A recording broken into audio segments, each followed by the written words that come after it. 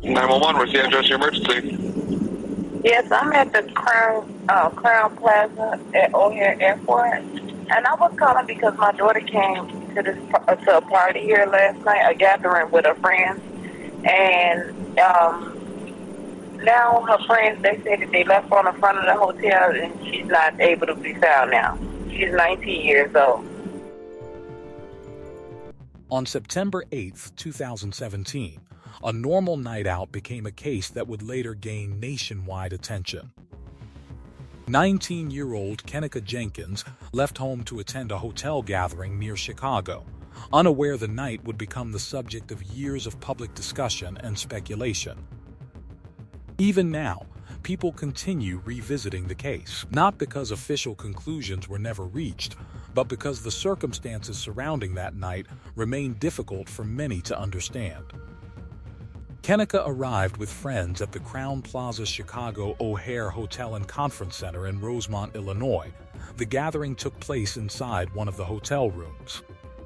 By most accounts, the atmosphere seemed ordinary for a group of young people. Music filled the room. Phones captured moments throughout the night. Guests moved between rooms, talking and recording casually, without realizing that some of those videos would later become widely examined and discussed. As the night continued, reports later indicated that alcohol was present. At some point during the gathering, Kenneka became separated from the people she arrived with. Exactly when that happened has often been discussed publicly, but the timeline investigators built later relied heavily on surveillance footage and witness interviews. For a while, nobody appeared immediately alarmed. People at gatherings sometimes leave rooms, walk around, visit other groups, step outside, or disappear for short periods. But eventually, concerns started growing. Friends tried contacting her. Calls reportedly went unanswered. Texts did not receive replies. Time passed. The uncertainty became more serious. Family members became involved after learning nobody knew where Kenneka was. Her mother later arrived at the hotel. Imagine the situation. A teenager attends a gathering. Hours later, nobody can explain where she went. A large hotel contains countless hallways, elevators, service corridors, exits, restaurants, meeting areas, and restricted sections. Searching a place like that becomes overwhelming very quickly. Family members reportedly asked hotel staff for assistance. At first, immediate answers did not come. Eventually, attention shifted towards surveillance footage. Hotels often record activity continuously through security cameras. Investigators began reviewing recordings to reconstruct Kenneka's movements. What they found would later become some of the most analyzed footage on the internet.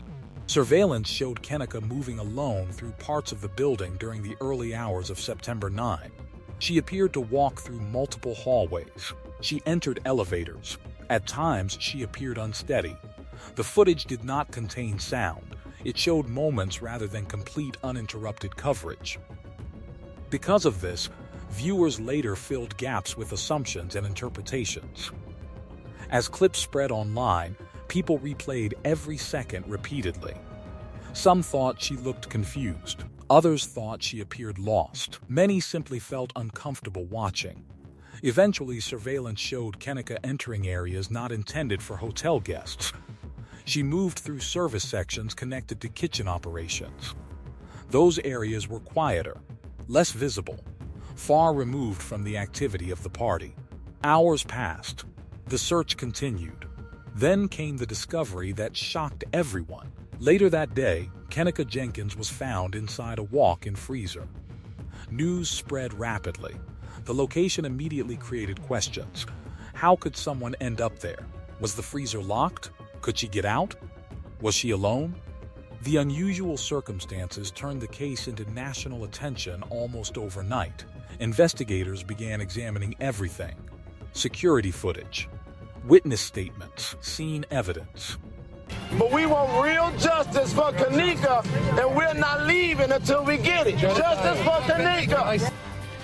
Also tonight, demonstrators gather to make their voices heard after a young woman is found dead in a suburban hotel. Good evening, I'm Rob Johnson. And I'm Erica Sargent. The body of Kenneka Jenkins was found in a freezer at the Rosemont Crown Plaza Hotel this past weekend. That's where we join CBS 2's Audrina Biggis with the latest developments in this case. Audrina. Good evening, Rob and Erica. Just a little while ago, dozens of protesters were out here outside the hotel blocking traffic. And right now, there are still about a dozen or more, a little bit more than that, protesters still out here holding signs and chanting justice for Kenneka. Release the tape! Release the tape! Release the tape! Release the tape! Chants tonight outside the Crown Plaza Hotel in Rosemont. A cry for answers and for justice for 19-year-old Kenneka Jenkins. We're not going to stop coming up here. We're not going to stop fighting until we get what we want.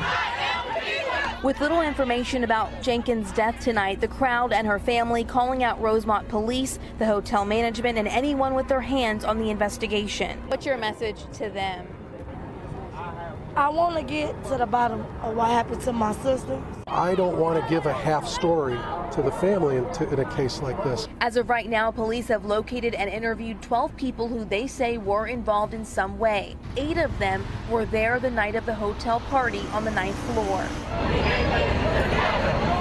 Tonight, protests blocked streets outside the hotel where Jenkins was found dead in a walk-in freezer early Sunday morning. We get it.